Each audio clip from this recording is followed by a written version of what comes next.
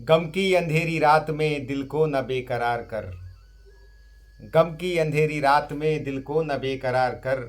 सुबह जरूर आएगी, सुबह का इंतजार कर। सुबह का इंतजार कर। नमस्कार बंधुओं, मैं पुनः धर्म प्रदर्शक पथ पर आप सभी भक्तजनों का हार्दिक स्वागत एवं अभिनंदन करता हूँ। मित्रों, भगवान श्री कृष्ण के अमृतमयी वचनों को सुनने से पूर्व हमें अपने हृदय को पवित्र करना नितांत आवश्यक है। आज भगवान श्री कृष्ण के अमृताष्टकम का पान करने का 6वां दिवस है। पिछले 5 दिवसों में भगवान श्री कृष्ण के श्लोकों के माध्यम से अपने हृदय को हमने पवित्र किया।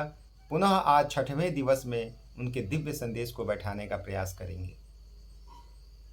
जैसे परमात्मा का जब विग्रह मंदिर में स्थापना के लिए हम ले जाते हैं तो 2 विधियां होती हैं स्थापना करने की। एक होती है चल और एक होती है अचल।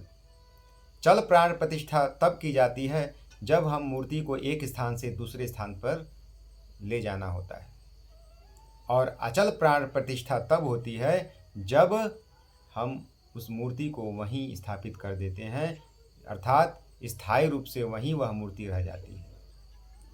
उसे हम अचल प्राण प्रतिष्ठा कहते हैं।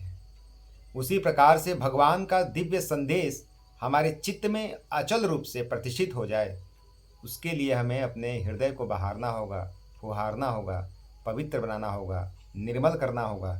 और निर्मल करने के लिए हमें, जिस प्रकार से मैंने कहा था, आत्मा को हमें पवित्र भोजन देना होगा। और आत्मा का पवित्र भोजन और कौन कौन से रिश्ते हैं उसके, आज हम उस विषय में जानेंगे। मित्रों, हम नव वर्ष पर अनेक बंधु बांधवों को ग्रीटिंग देते हैं, शुभकामनाएं देते हैं नव वर्ष की। क्या कभी हमने सोचा है कि हमारी आत्मा का भी नव वर्ष आता है? सबसे पहले तो हमें हमारे आत्मा के जो रिश्ते हैं उसे नव वर्ष की बधाई देनी चाहिए। वह आत्मा के कौन कौन से रिश्ते हैं बंधुओं, उस पर हम आज चर्चा करते हुए भगवान का दिव्य संदेश ग्रहण करेंगे। कहते हैं, शास्त्र कहता है कि सत्यम माता पिता ज्ञानम। सत्य माता है, जो आत्मा है, आत्मा का जो रिश्ता है सत्य के साथ है। यदि असत्य आत्मा को दिया गया तो आत्मा उद्वेलित होगी, आत्मा तड़पेगी। सत्यम माता पिता ज्ञानम, धर्मो भ्राता दया सखा, शांति ही पत्नी क्षमा पुत्र, षडेते मम बांधवाः। मम बांधवा अर्थात आत्मा का बांधव। आत्मा का जो बंधु है वह 6 है। 6 प्रकार के रिश्ते मुख्य बतलाए गए हैं आत्मा के। जो हमारे रिश्ते हैं माता पिता, बंधु बांधव, भाई बहन, पत्नी पुत्र, उसी प्रकार से आत्मा के भी माता पिता और बंधु बांधव होते हैं। सबसे पहले तो सत्यम माता कहा गया है, अर्थात आत्मा की जो माता होती है वह सत्य है। सत्य की स्थापना यदि हमारे घर में होती है तो आत्मा पवित्र होती है, वहाँ आत्मा में तेज आता है, उसके घर में बरकत होती है, और उसकी बरकत को देखकर वह आत्मा भी प्रसन्नचित होती है। और आत्मा कहती है कि इससे अच्छा स्थान मुझे अब नहीं मिल सकता, मैं यहाँ पर प्राण प्रतिष्ठित हो जाऊंगी और इसके घर को और उसके आत्मा को और उसके हृदय को पवित्र करते हुए इसका उत्थान करूंगी। इसलिए हमें सत्यम माता, माता रूपी सत्य को, गुण को धारण करना होगा। हम सत्य नारायण व्रत की पूजा करें ना करें, लेकिन सत्य की नींव की स्थापना हमें अपने घर में नित्य प्रतिदिन आत्मा में करनी चाहिए। सत्यम माता पिता ज्ञानम, अर्थात पिता क्या है? ज्ञान का रूप है। हमें नित्य प्रतिदिन जिस प्रकार से भोजन करते हुए शरीर को चलाते हैं, उसी प्रकार से परमात्मा का दिव्य संदेश स्वाध्याय के माध्यम से करते रहना चाहिए। वह पिता का, आत्मा का पिता है। यदि ईश्वर का संदेश रूपी भोजन हम करते रहे, आत्मा को देते रहे, तो आत्मा पवित्र होती है। मित्रों, धर्मो भ्राता, धर्म से जुड़िए। धर्म संस्थापनार्थाय संभवामि युगे युगे।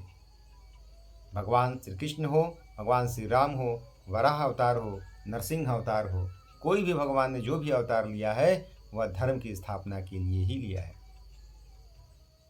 और धर्म की स्थापना यदि हम अपने आत्मा को देते हैं, आत्मा में करते हैं, तो निश्चित रूप से आत्मा भी पवित्र होती है, हृदय भी निर्मल हो जाता है और स्वयं का आत्मिक विकास भी संभव हो जाता है। सत्यम माता पिता ज्ञानम धर्मो भ्राता। धर्म आपका भ्राता है, इसीलिए उसे भाई के समान, जैसे हम अपने बड़े भाई का आदर करते हैं, उसी प्रकार से धर्म का आदर करते हुए हमें धर्म की नींव को मजबूत बनाना होता है।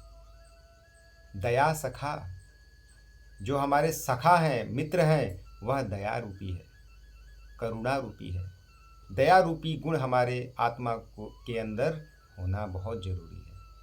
यदि आपके अंदर दया रूपी, करुणा रूपी गुण है तो आत्मा आपकी पवित्र होती रहेगी। आपके रिश्ते, आपके जो आत्मा के रिश्ते हैं, मजबूत बनते हैं।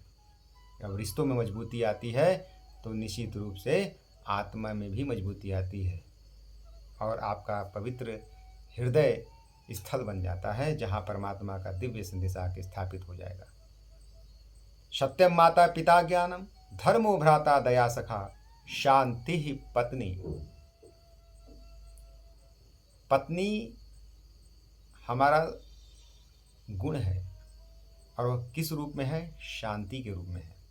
घर में हम जब प्रवेश करते हैं तो पत्नी का जैसे पहला धर्म होता है शांति बनाए रखना, धर्म कहता है। उसी प्रकार से आत्मा का जो संबंध है पत्नी के रूप में है, वह है शांति। अपने मन में, अपने हृदय में शांति रूपी गुण स्थापित करते रहिए।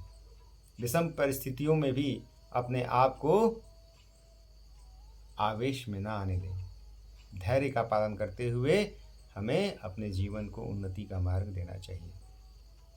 यदि हम पत्नी रूपी शांति का गुण यदि अपने हृदय में स्थापित करते हैं तो आत्मा भी पवित्र होती है बंधु। आत्मिक रिश्ते, आत्मा का रिश्ता मजबूत होता है। और क्या कहता है शास्त्र? सत्यम माता पिता ज्ञानम धर्मो भ्राता दया सखा शांति ही पत्नी क्षमा पुत्रो षडेते मम बांधवाः।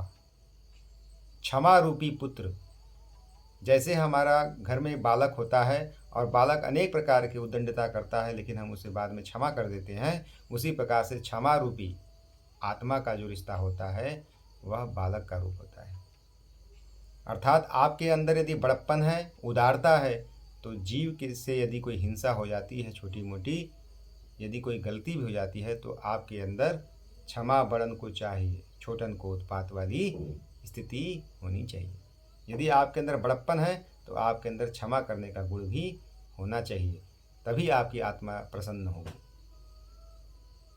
इस प्रकार से यह 6 जो रिश्ते हैं आत्मा के बताए गए हैं। आप लोगों से अनुरोध है कि परमात्मा का दिव्य स्वरूप, परमात्मा का दिव्य संदेश जानने से पूर्व अपने आत्मा के इन रिश्तों को मजबूत जरूर बनाइएगा। आइए अपने विषय पर चलते हैं। अपने विषय पर जाने से पूर्व आप लोगों से अनुरोध करता हूं कि अपना आशीर्वाद जिस प्रकार से आप लोग बनाए रख रहे हैं वैसे ही बनाए रखिएगा।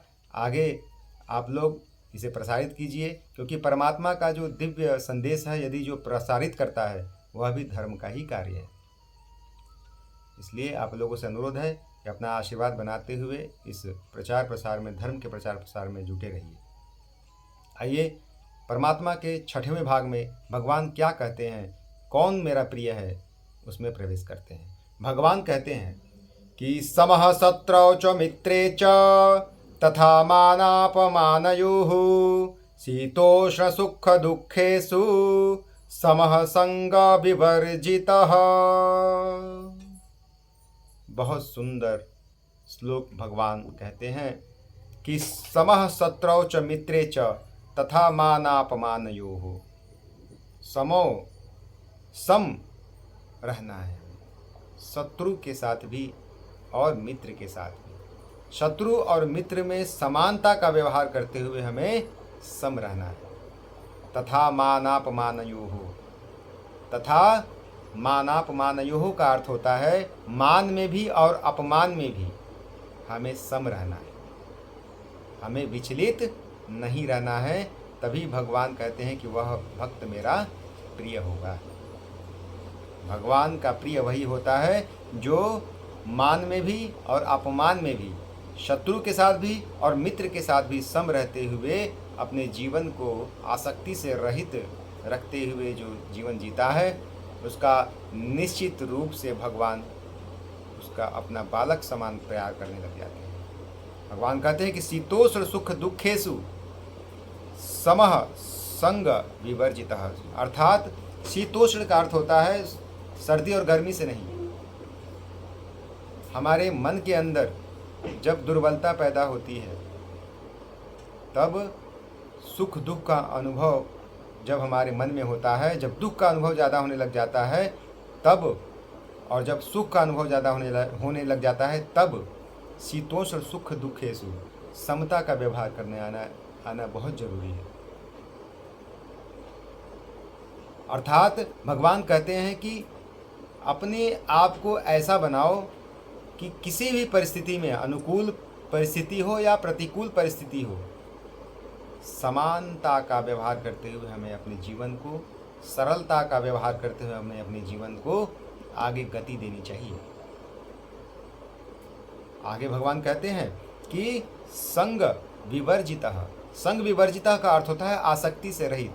आप कर्म करिए और फल की इच्छा ना करिए तो कहा गया है, लेकिन फल की इच्छा किए बिना कोई कर्म नहीं कर सकता व्यक्ति। बिना आशा के कोई कार्य नहीं करता है। यदि आशा की किरण कोई जागृति रहती है, कोई जागृत होता है हमारे मन में, तभी आदमी कार्य को करता है। यदि कोई आशा ही ना हो तो वह काम को क्यों करेगा। यहाँ भगवान कहते हैं कि फल की इच्छा करो लेकिन आसक्ति मत रखो।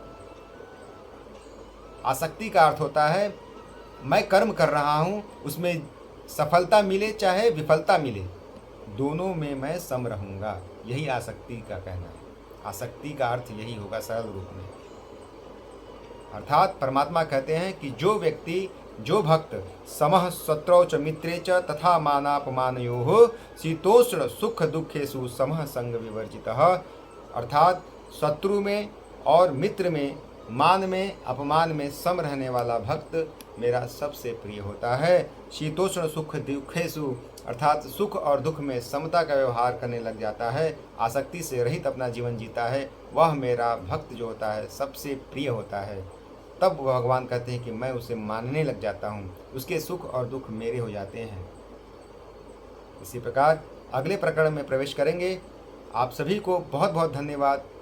प्रणाम। जय श्री राम।